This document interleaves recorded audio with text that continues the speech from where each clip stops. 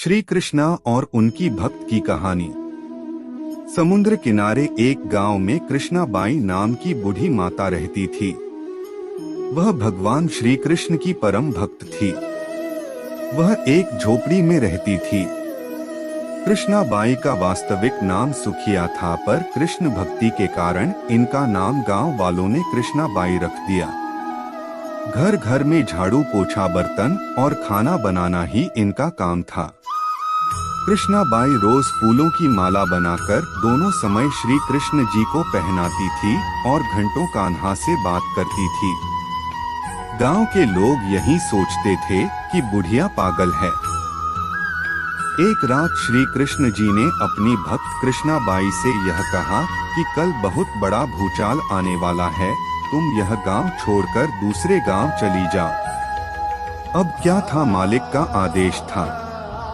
कृष्णाबाई ने अपना सामान इकट्ठा करना शुरू किया और गांव वालों को बताया कि कल सपने में कान्हा आए थे और कह रहे थे कि बहुत प्रलय होगा, गांव छोड़कर पास के गांव में चली जा। अब लोग कहाँ उस बूढ़ी पागल की बात मानने वाले थे। जो सुनता वहीं जोर जोर ठहाके लगाता। इतने में बाई ने एक बैलगाड़ी मंगाई और अपने कान्हा की मूर्ति ली और सामान की गठरी बांधकर गाड़ी में बैठ गई और लोग उसकी मूर्खता पर हंसते रहे। बाई जाने लगी अपने गांव की सीमा पार कर अगले गांव में प्रवेश करने ही वाली थी कि उसे कृष्ण की आवाज आई, अरे पगली, जा अपनी झोपड़ी में से वह सुई ले आ जिससे तू माला बनाकर मुझे पहनाती है। यह सुनकर माई बेचैन हो गई और तड़प गई कि मुझसे ये भारी भूल कैसे हो गई, अब मैं कान्हा की माला कैसे बनाऊंगी।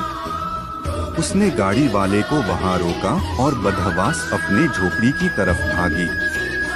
गांव वाले उसके पागलपन को देखते और खूब मजाक उड़ाते रहे। माई ने झोपड़ी के तिनकों में फंसी सुई को निकाला और फिर पागलों की तरह दौड़ते हुए गाड़ी के पास आई। गाड़ी वाले ने कहा कि माई, तू क्यों परेशान है, कुछ नहीं होना।